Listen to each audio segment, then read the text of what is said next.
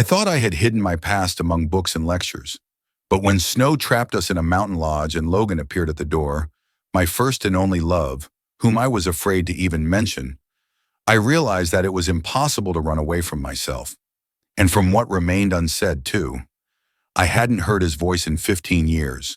But the second I stepped into the lodge and he said my name, everything in me froze. Max? That voice.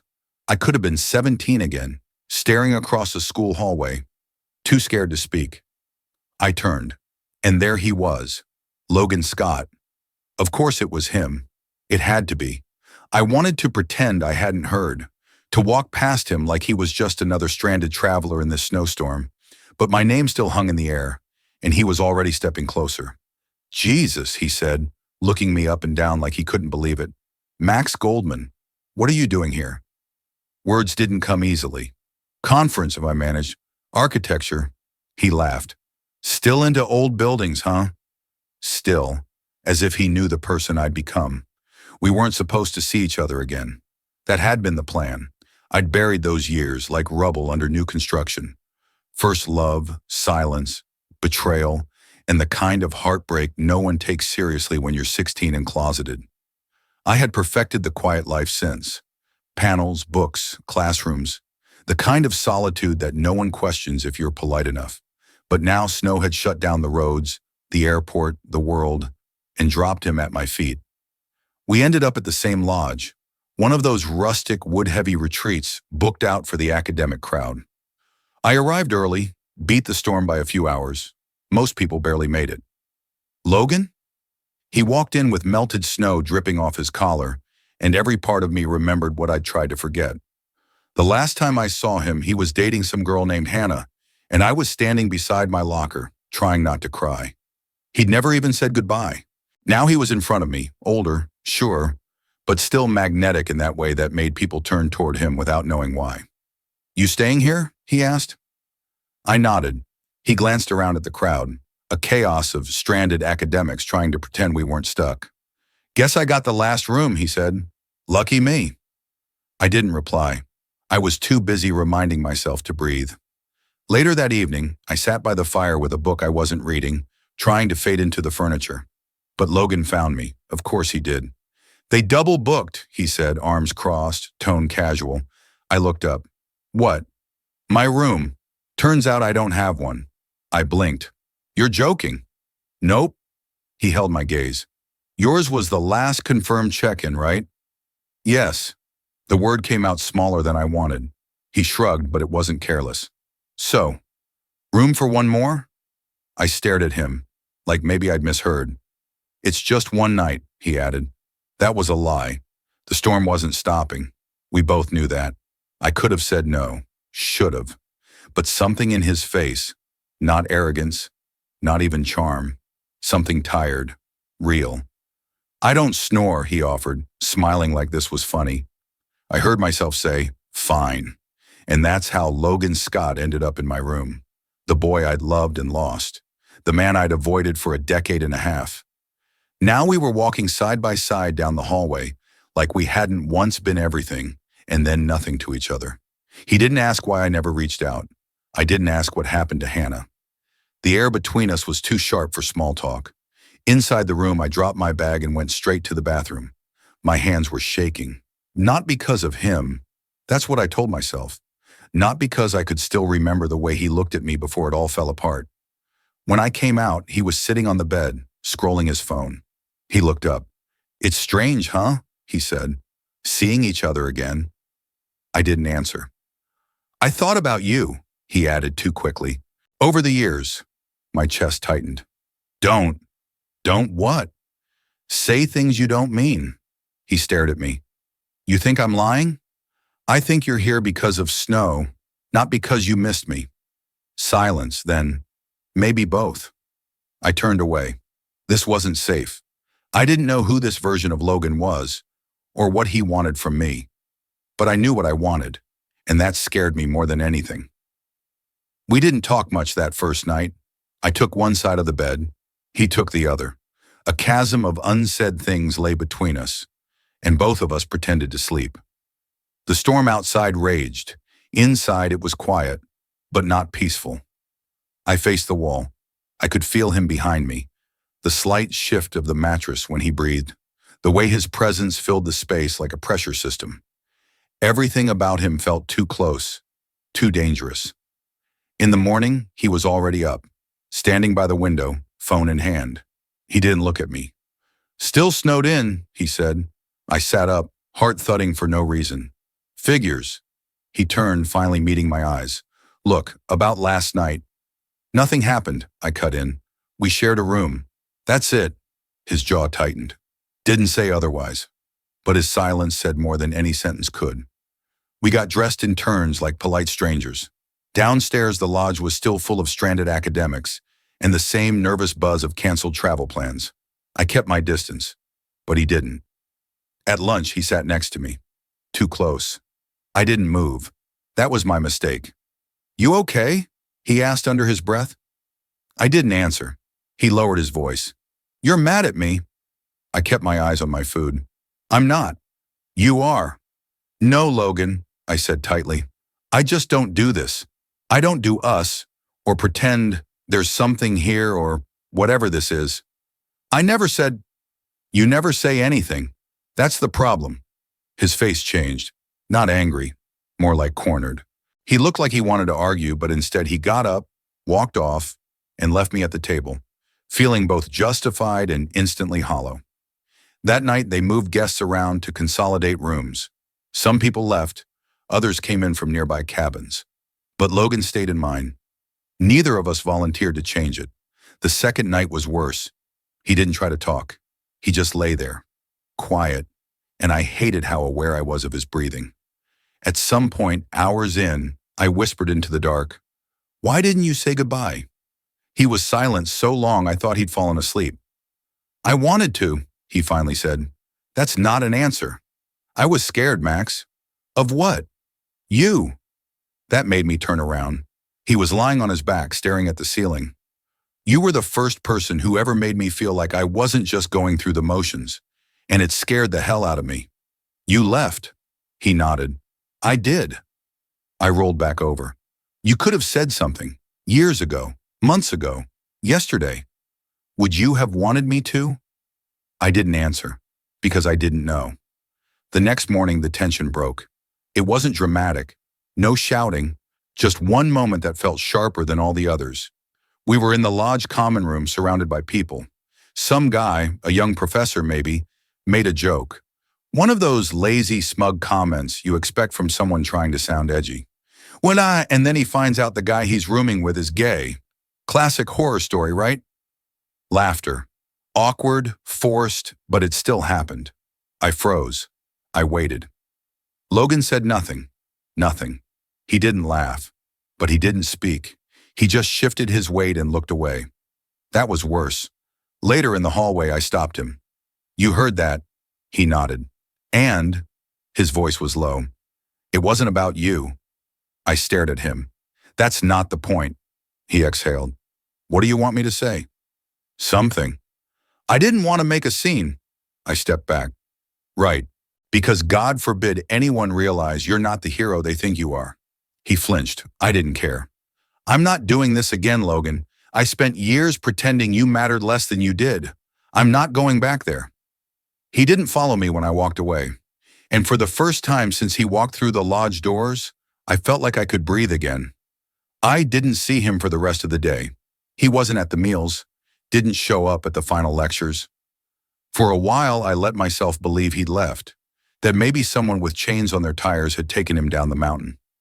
It would have been easier, but when I came back to the room, his bag was still by the door. He'd been here, or was coming back.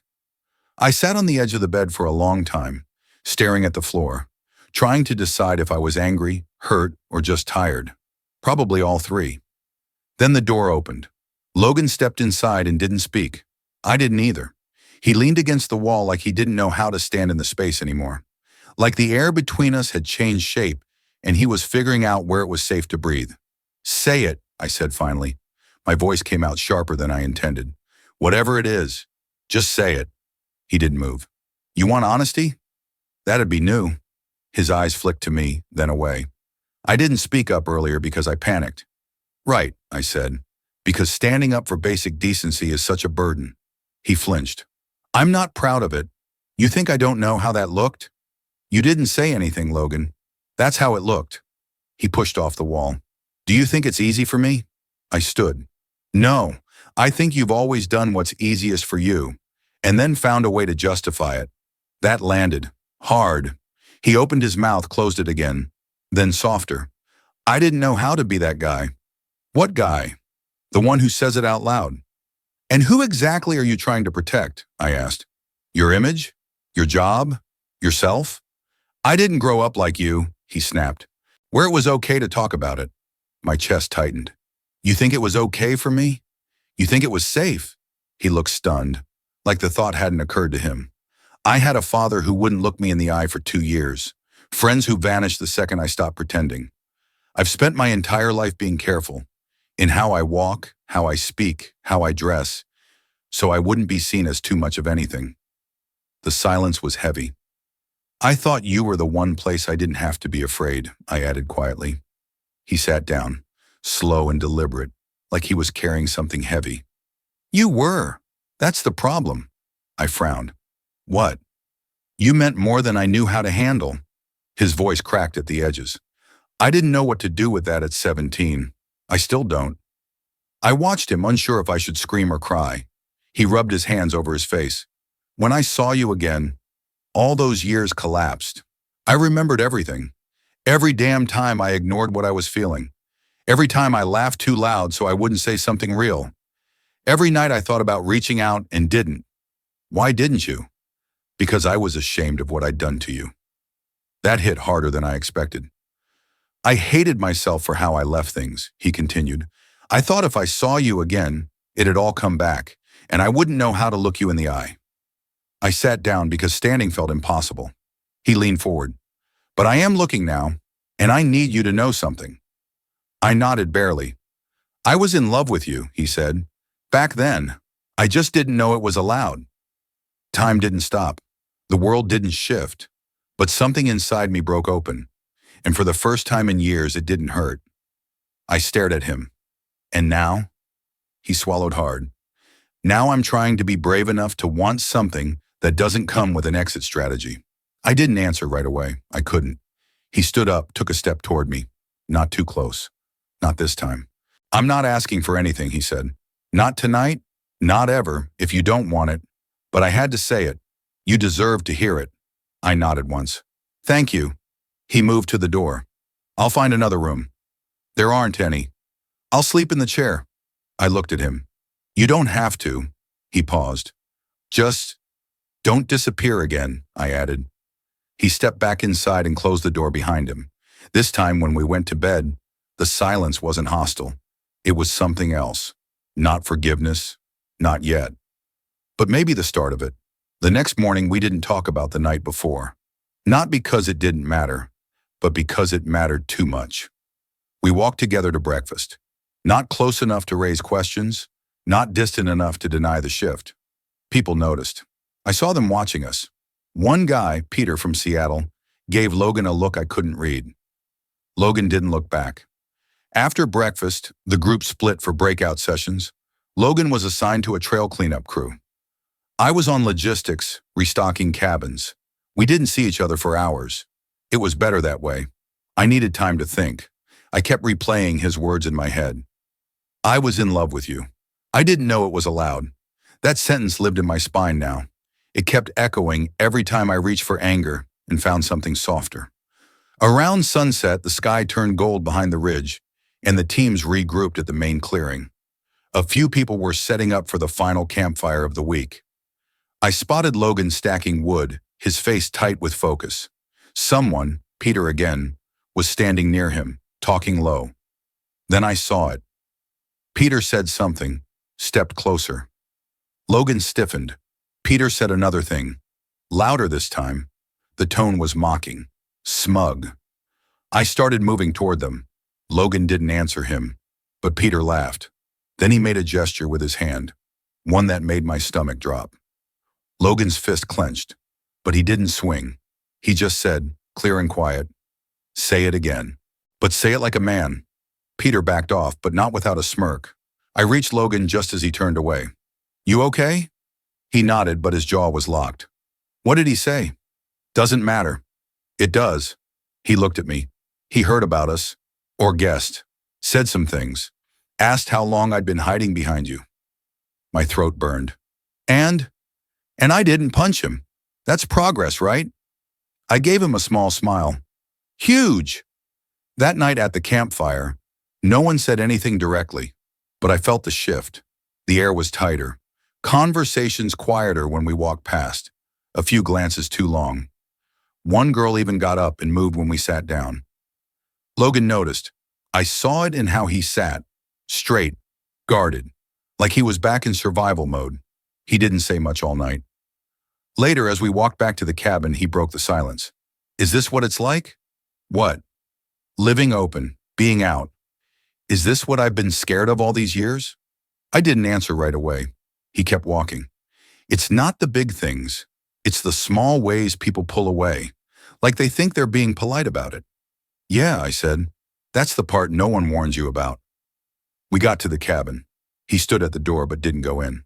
I don't know if I can do it, he admitted. My stomach dropped. What are you saying? He looked torn. I want to be this guy.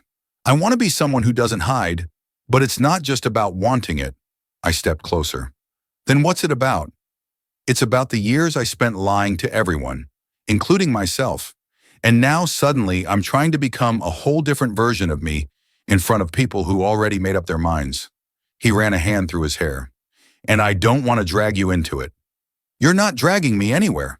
Yes, I am, he said, because they don't look at me like I'm the problem. They look at you, like you're the one who brought it here.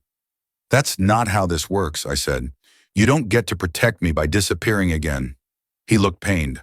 Maybe disappearing is the only thing I know how to do.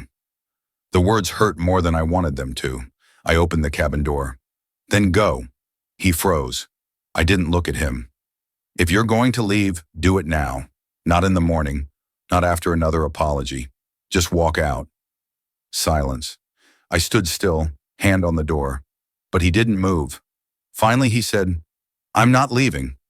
I let out a breath I didn't know I was holding.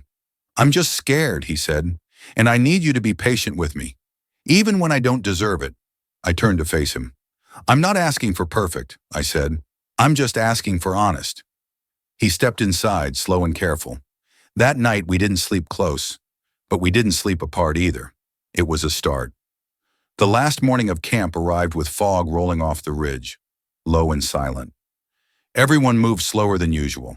Bags were packed, bunk cabins cleared. People hugged like they meant it, or like they were trying to.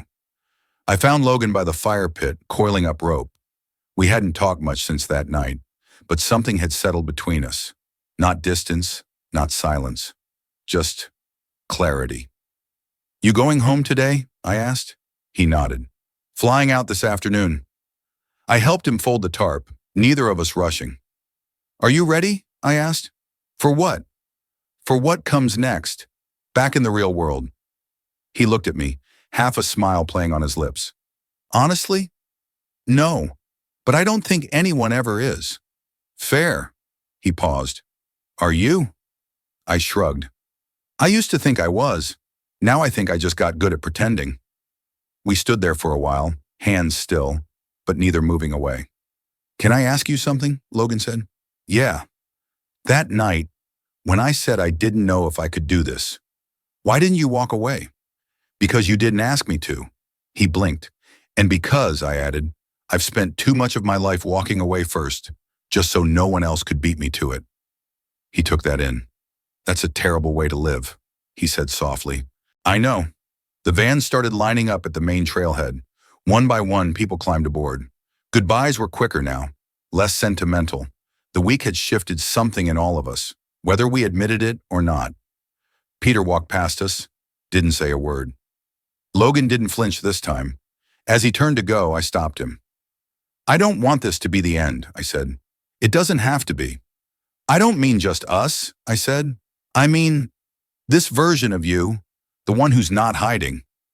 His jaw tightened, but his eyes stayed on mine. I'm scared of him, he said. But I think I like him more. Then keep him. He didn't smile. Not really. But something opened in his expression. Something clean. He stepped forward. Not dramatically. Just enough to let me know it wasn't a mistake. And in front of everyone, no trees to hide behind, no late-night shadows to protect us, he kissed me. Not long, not loud, but real. A few people looked. One girl raised her brows. Someone in the distance clapped once sarcastically. Peter muttered something and kept walking. Logan didn't care. Neither did I. When he pulled back, he didn't apologize. He just said, "Let them look." I nodded. Let them. We didn't make promises. No dramatic declarations. Just a shared knowing. This mattered. He left with the second van. I stayed back to help clean up. And when the site was quiet, I walked the ridge one last time. I stood at the overlook where it all began, where we joked about bears and weather, where we played it safe with small talk and silence. Now that silence was different. It wasn't fear anymore. It was freedom, not the loud kind, not the kind with parades or speeches, just the quiet kind, the kind that grows when you stop trying to outrun yourself. He was gone, but not gone from me. Somewhere in the city, he'd be testing his strength in real life, not with fists, not with running, but with staying. And so would I. Not for him, for both of us.